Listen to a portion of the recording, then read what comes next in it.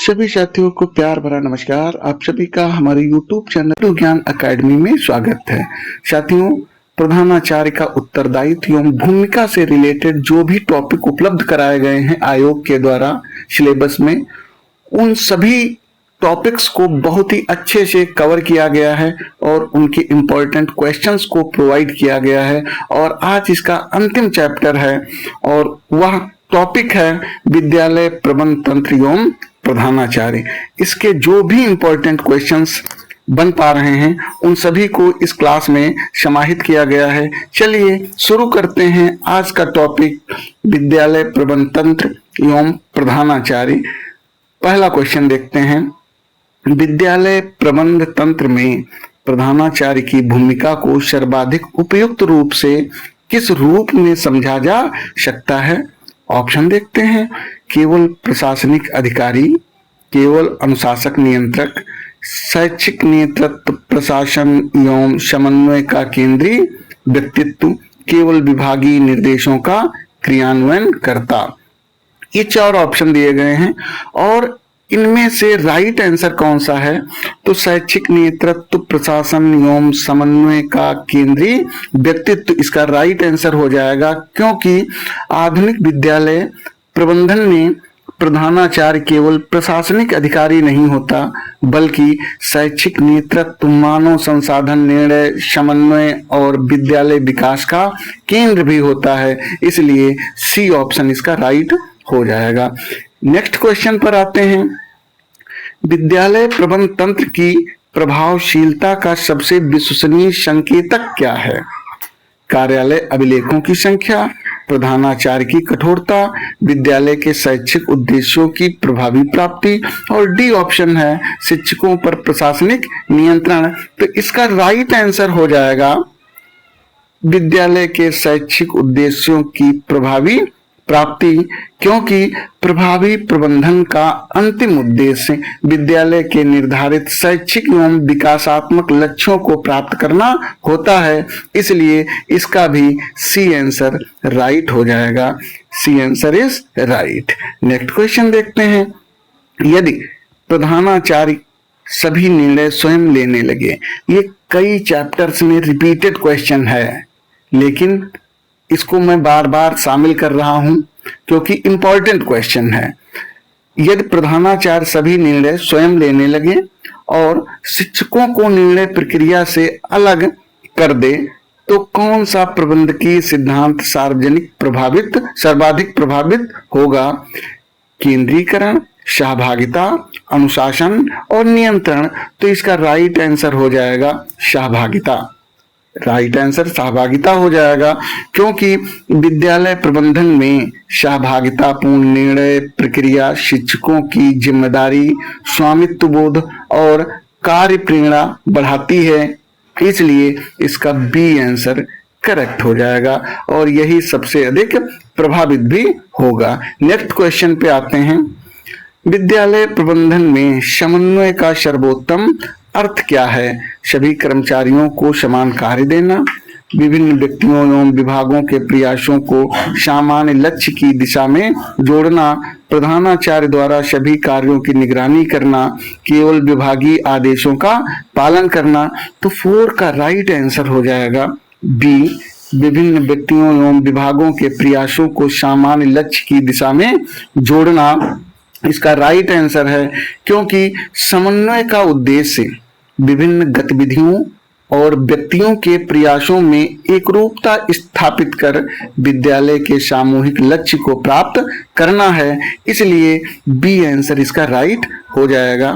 Next question पे आते हैं, क्वेश्चन नंबर 5, एक प्रधानाचार्य ने विद्यालय में समस्या उत्पन्न होने से पहले संभावित कारणों का विश्लेषण करके वैकल्पिक कार्य योजना तैयार की। यह किस प्रबंधकीय क्षमता का संकेत है?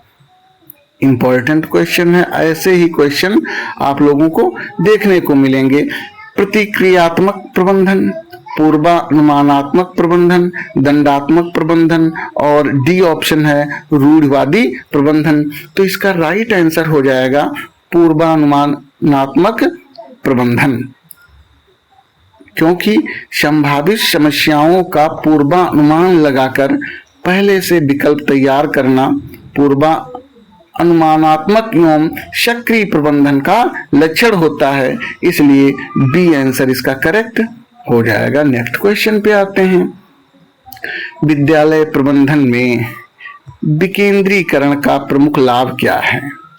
प्रधानाचार्य की भूमिका समाप्त हो जाती है, निर्णय लेने की प्रक्रिया पूर्णतः समाप्त हो जाती है, निर्णयों में सहभागिता एवं उत्तरदायित्व बढ़ता है, सभी निर्णय बाहरी एजेंसी लेने लगती है।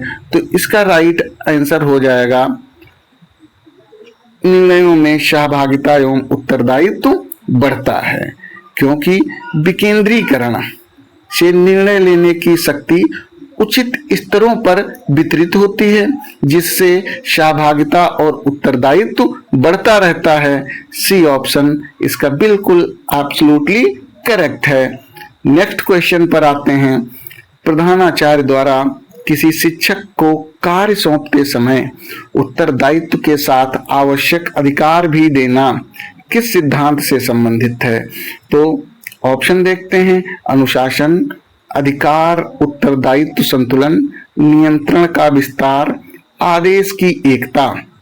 तो इसका राइट आंसर हो जाएगा अधिकार, उत्तरदायित्व संतुलन, अर्थात बी ऑप्शन इसका करेक्ट हो जाएगा, क्योंकि प्रभावी प्रत्यायोजन के लिए केवल जिम्मेदारी देना पर्याप्त नहीं है, कार्य पूरा करने हेतु आवश्यक अधिकार भी उपलब्ध होना चाहिए, इसलिए अधिकार, उत्तरदायित्व संतुलन इसका राइट आंसर हो जाएगा, जो कि बी ऑप्शन में है। B is correct of this question. Question number 8 पर आते हैं। निम्न में से कौन सा प्रत्यायोजन, डेलीगेशन जिसको अंग्रेजी में बोलते हैं, की सबसे महत्वपूर्ण विशेषता है? अंतिम उत्तरदायित्व पूरी तरह समाप्त हो जाना, अधीनस्थ को कार्य एवं आवश्यक अधिकार सौंपना, प्रधानाचार्य द्वारा प्रत्येक छोटे कार्य में हस्तक्षेप, केवल मौखिक आदेश देना। तो इसका राइट आंसर हो जाएगा अधीनस्थ को कार्य एवं आवश्यक अधिकार सौंपना।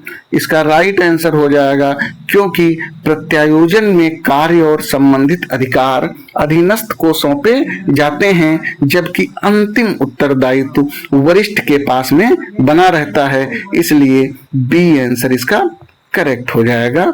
नेक्स्ट क्वेश्चन पर आते हैं। प्रधानाचार्य के नियंत्रण कार्य का सबसे उन्नत रूप कौन सा है? केवल गलतियां ढूंढना, केवल कर्मचारियों को दंडित करना, वास्तविक उपलब्धियों की निर्धारित मानकों से तुलना करके सुधारात्मक कार्य करना, केवल उपस्थिति देखना। तो इसका 9 का आंसर हो जाएगा सी, वास्तविक उपलब्धियों की निर्धारित मानकों से तुलना करके सुधारात्मक कार्य करना, क्योंकि नियंत्रण में मानक निर्धारण, वास्तविक प्रदर्शन का मापन, तुलना तथा आवश्यक सुधारात्मक कार्यवाही शामिल की जाती है या शामिल होती है, इसलिए सी आंसर इसका करेक्ट हो जाएगा। नेक्स्ट क्वेश्चन पर आते हैं। Question number 10। विद्यालय में शिक्षक की कार्यक्षमता कम होने पर प्रधानाचार्य का प्रथम कदम क्या होना चाहिए? तुरंत दंड देना, कारणों का वस्तुनिष्ठ विश्लेषण करना, शिक्षक को कार्य से हटाना, अन्य शिक्षकों के सामने आलोचना करना। तो इसका राइट आंसर हो जाएगा कारणों का वस्तुनिष्ठ विश्लेषण करना is the correct answer of this question, because प्रभावी नेतृत्व समस्या के मूल कारण, प्रभावी नेतृत्व समस्या के मूल कारण को समझने पर बल देता है, न कि बिना तथ्य के दंड देने पर, इसलिए बी आंसर इसका करेक्ट हो जाएगा। क्वेश्चन नंबर 11 पर आते हैं। विद्यालय प्रबंधन में स्पैन ऑफ कंट्रोल का संबंध किससे है? तो इसका ऑप्शन देख लेते हैं।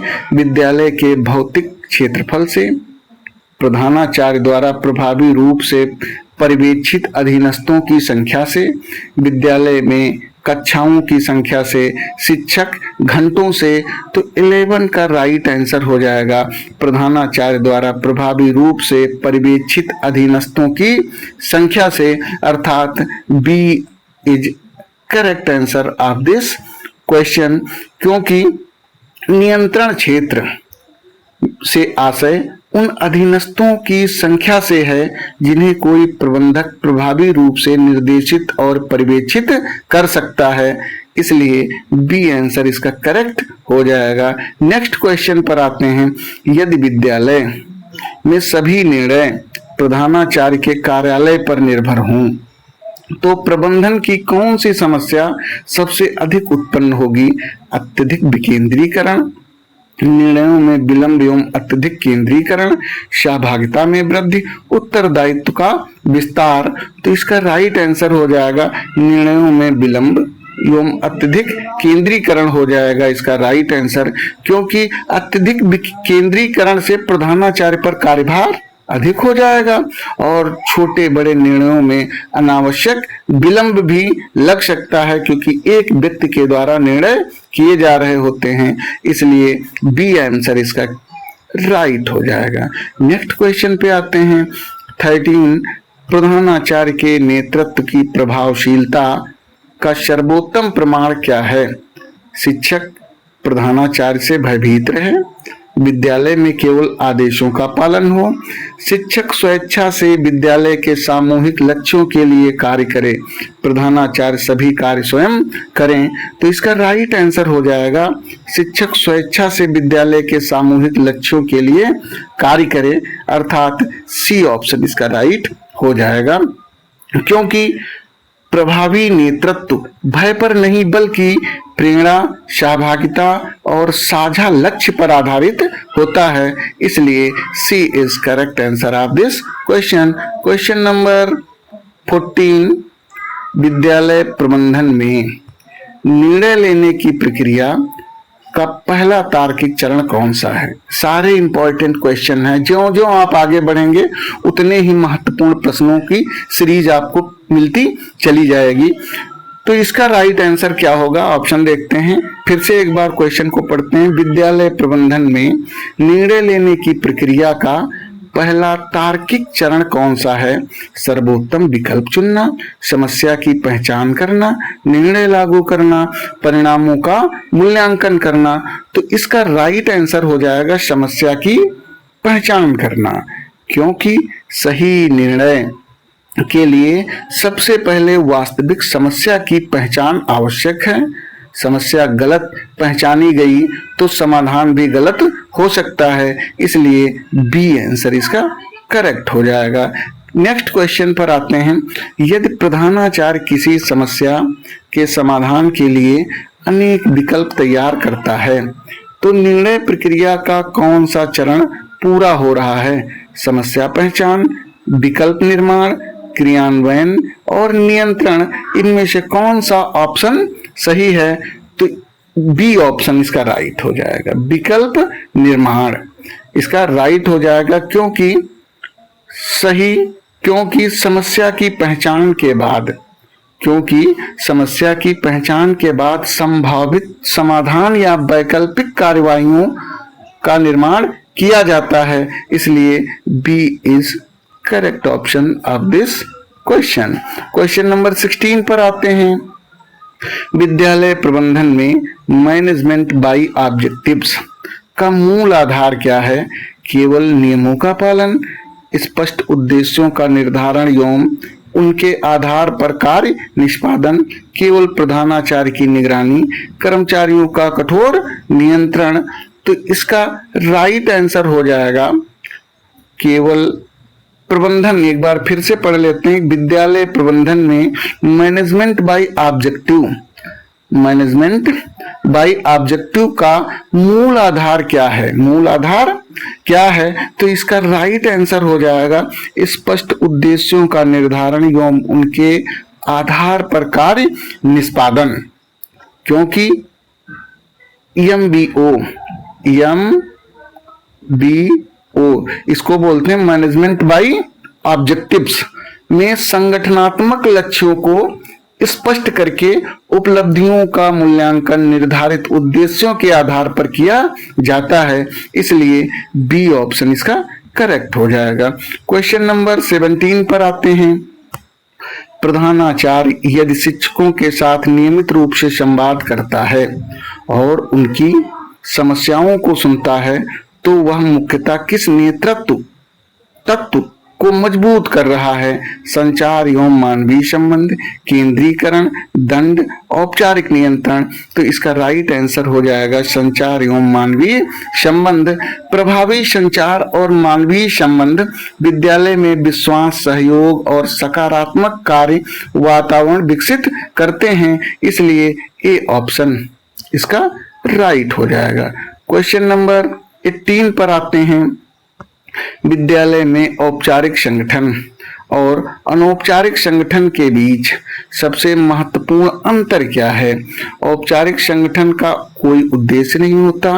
अनौपचारिक संगठन हमेशा विद्यालय द्वारा बनाया जाता है। अनौपचारिक संगठन सी ऑप्शन फिर से देखते हैं।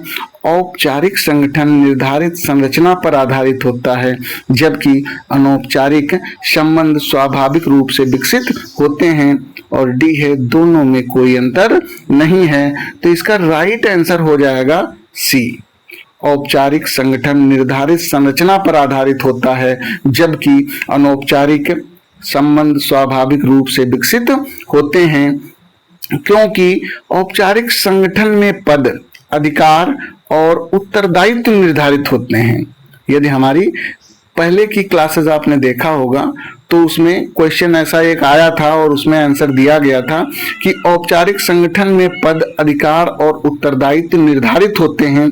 अनौपचारिक संगठन में व्यक्तिगत एवं सामाजिक संबंधों से विकास होता है, इसलिए सी ऑप्शन इसका राइट हो जाएगा। क्वेश्चन नंबर 19 पर आते हैं। विद्यालय में प्रधानाचार्य और शिक्षकों के बीच प्रभावी संचार की सबसे बड़ी बाधा क्या हो सकती है? स्पष्ट सूचना, सक्रिय श्रवण, पूर्वाग्रह एवं अस्पष्ट संदेश, समय पर सूचना। तो इसका राइट आंसर हो जाएगा सी, पूर्वाग्रह एवं अस्पष्ट संदेश। पूर्वाग्रह, अस्पष्टता और गलत व्याख्या संचार की प्रभावशीलता को गंभीर रूप से प्रभावित कर सकती है, इसलिए सी ऑप्शन इसका राइट हो जाएगा। क्वेश्चन नंबर 20 पर आते हैं। किसी शिक्षक को उसके कार्य की कमी बताने के साथ सुधार का व्यवहारिक मार्ग भी बताया गया। यह किस प्रकार की प्रतिक्रिया है? दंडात्मक प्रतिक्रिया, रचनात्मक प्रतिक्रिया, नकारात्मक नियंत्रण, औपचारिक आदेश। तो 20 का राइट आंसर हो जाएगा रचनात्मक प्रतिक्रिया। रचनात्मक प्रतिक्रिया केवल कमी नहीं बताती बल्कि सुधार की दिशा भी प्रस्तुत करती है, इसलिए बी ऑप्शन इसका राइट हो जाएगा। क्वेश्चन नंबर 21 पर आते हैं। विद्यालय प्रबंधन में लीडरशिप और मैनेजमेंट के बीच सबसे सटीक अंतर क्या है? बहुत ही इंपॉर्टेंट क्वेश्चन है। दोनों पूर्णतः समान है। नेतृत्व मुख्यतः दिशा, प्रेरणा एवं परिवर्तन तथा प्रबंधन योजना, संगठन एवं नियंत्रण पर अधिक केंद्रित होता है। नेतृत्व केवल वित्तीय कार्य है, प्रबंधन केवल शिक्षण कार्य है। तो 21 का राइट आंसर हो जाएगा बी। नेतृत्व मुख्यतः दिशा, प्रेरणा एवं परिवर्तन पर तथा प्रबंधन योजना, संगठन एवं नियंत्रण पर अधिक केंद्रित होता है। यह इसका राइट आंसर हो जाएगा, क्योंकि दोनों परस्पर जुड़े हैं, लेकिन नेतृत्व लोगों में को दिशा और प्रेरणा देता है, जबकि प्रबंधन संसाधनों और प्रक्रियाओं को व्यवस्थित करता रहता है, इसलिए बी इसका राइट आंसर है। क्वेश्चन नंबर 22 पर आते हैं। यदि विद्यालय में परिवर्तन लागू करने पर शिक्षक विरोध करते हैं तो प्रधानाचार्य की सबसे प्रभावी रणनीति क्या होगी?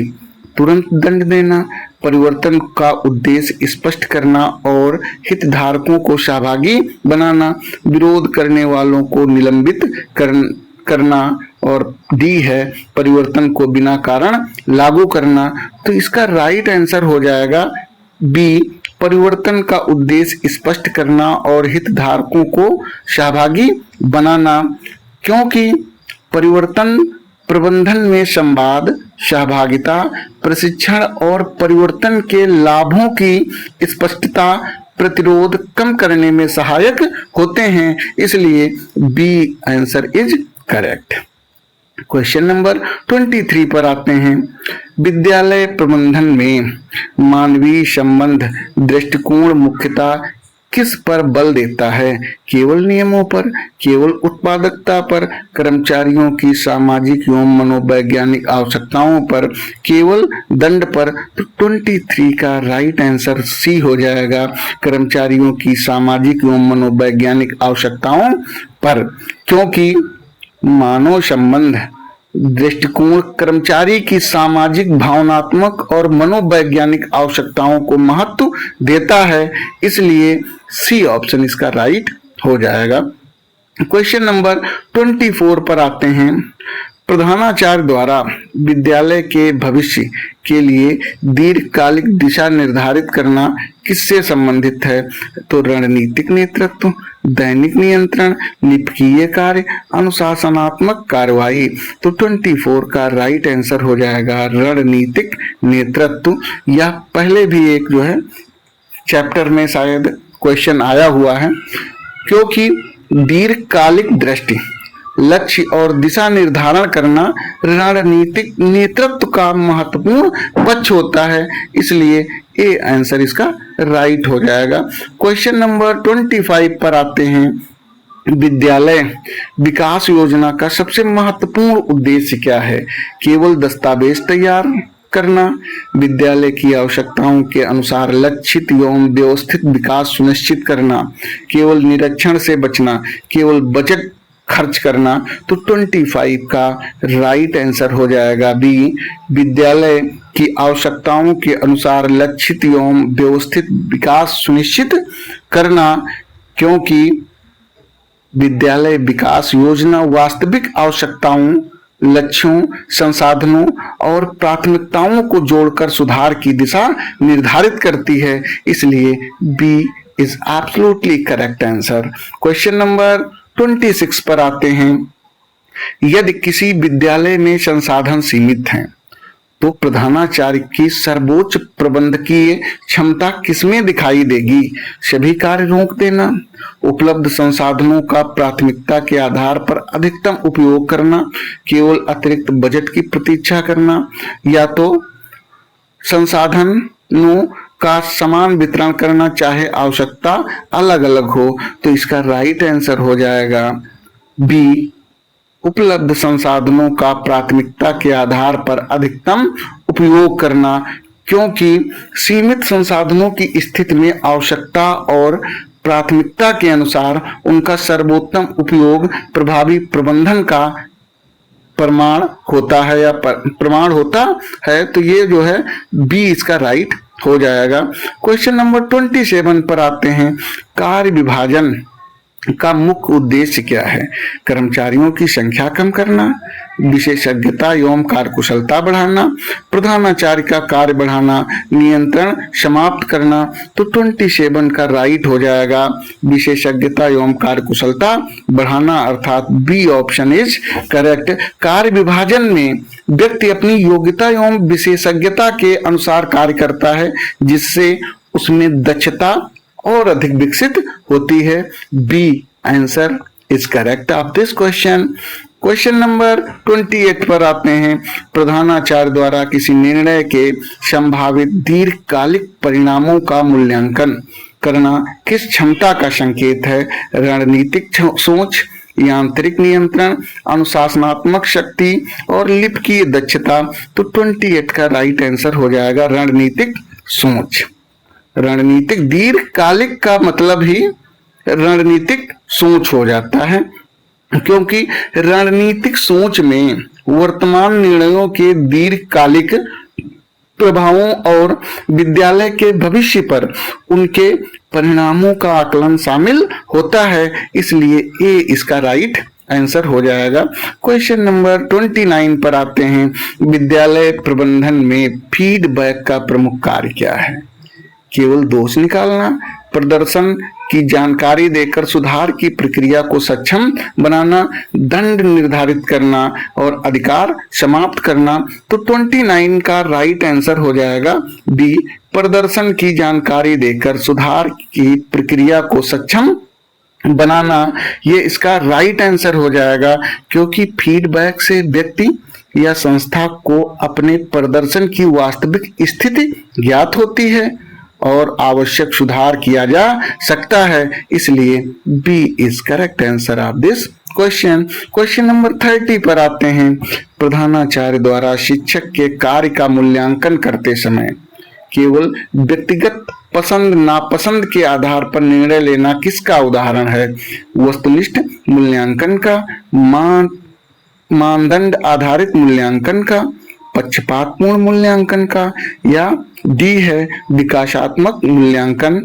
तो इसका राइट आंसर हो जाएगा पक्षपातपूर्ण मूल्यांकन। एक बार क्वेश्चन को फिर से पढ़ लेते हैं।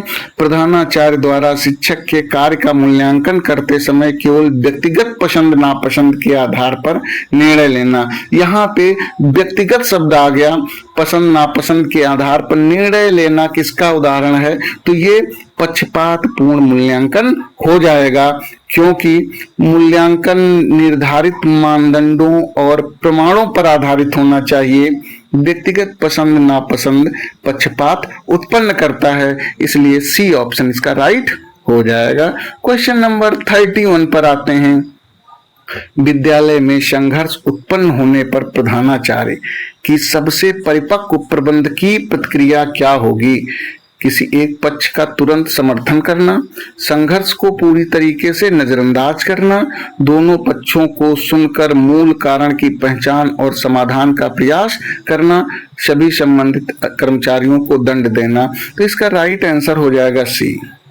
सी is correct answer of this question, क्योंकि प्रभावी संघर्ष प्रबंधन में निष्पक्ष सुनवाई, कारणों की पहचान, संवाद और स्वीकार्य समाधान की खोज अत्यंत आवश्यक होती है, इसलिए सी आंसर इसका राइट हो जाएगा। क्वेश्चन नंबर 32 पर आते हैं। विद्यालय प्रबंधन में संगठनात्मक जलवायु मुख्यतः किससे संबंधित है? केवल विद्यालय की इमारत से, विद्यालय में व्याप्त कार्य वातावरण, संबंधों और व्यवहार की समग्र अनुभूति से, केवल मौसम से, केवल वित्तीय स्थिति से? तो 32 का राइट आंसर हो जाएगा विद्यालय में व्याप्त कार्य वातावरण, संबंधों और व्यवहार की समग्र अनुभूति से, क्योंकि संगठनात्मक जलवायु विद्यालय के कार्य वातावरण, परस्पर संबंधी नेतृत्व शैली, विश्वास और कर्मचारियों की अनुभूति को प्रतिबिंबित करती है, इसलिए बी आंसर इसका राइट हो जाएगा। क्वेश्चन नंबर 33 पर आते हैं। प्रधानाचार्य द्वारा शिक्षक को प्रधानाचार्य द्वारा शिक्षक को जिम्मेदारी सौंपने के बाद नियमित अंतराल पर प्रगति की समीक्षा करना किसका उदाहरण है? तो प्रत्यायोजन के बाद पर्यवेक्षण, अधिकारों का उन्मूलन, पूर्व केंद्रीकरण और कार्य विभाजन की समाप्ति। तो 33 का राइट आंसर हो जाएगा ए, प्रत्यायोजन के बाद पर्यवेक्षण। प्रत्यायोजन का अर्थ नियंत्रण छोड़ देना नहीं है।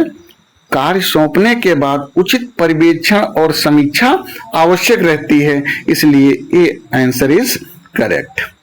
क्वेश्चन नंबर 34 है। विद्यालय प्रबंधन में प्रभावशीलता और दक्षता का सही संबंध कौन सा है? ऑप्शन देखते हैं। प्रभावशीलता का अर्थ सही कार्य करना और दक्षता का अर्थ कार्य को उचित संसाधनों से करना।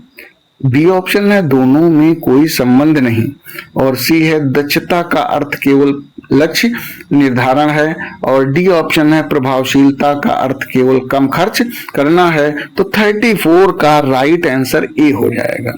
प्रभावशीलता का अर्थ सही कार्य करना और दक्षता का अर्थ कार्य को उचित संसाधनों से करना। A is correct answer of this question, क्योंकि इसका जो है स्पष्टीकरण अगर देना चाहें तो ये संभवतः होगा कि प्रभावशीलता का केंद्र लक्ष्य की प्राप्ति है, जबकि दक्षता उपलब्ध संसाधनों का सर्वोत्तम उपयोग करते हुए कार्य करने पर बल देती है। तो इस तरीके से ए आंसर जो है राइट हो जाएगा। नेक्स्ट क्वेश्चन पर आते हैं 35। एक आदर्श विद्यालय प्रबंध तंत्र में प्रधानाचार्य की सबसे उच्च स्तरीय भूमिका निम्न में से कौन सी मानी जाएगी? आदेशों का कठोर अनुपालन कराना, प्रत्येक कार्य स्वयं करना, विद्यालय के साझा दृष्टिकोण का निर्माण कर मानव एवं भौतिक संसाधनों को लक्ष्य की दिशा में संगठित करना, केवल प्रशासनिक अभिलेखों की जांच करना।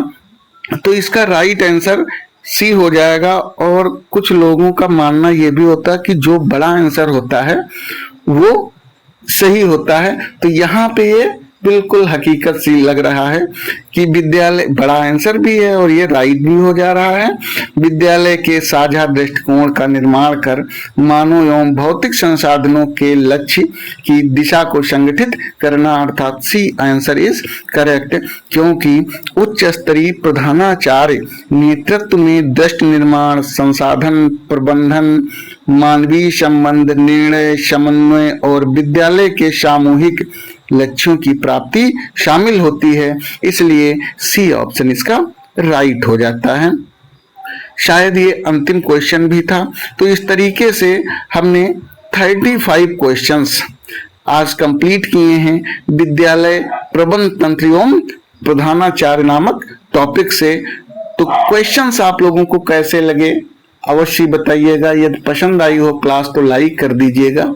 मिलते हैं नेक्स्ट इकाई में, क्योंकि ये प्रधानाचार्य की भूमिका और उत्तरदायित्व तो आज कंप्लीट होता है। अब नेक्स्ट इकाई से आप लोगों को इसी तरीके से महत्वपूर्ण प्रश्नों को समावेशित करते हुए डेली क्लासेस उपलब्ध कराई जाएंगी। धन्यवाद।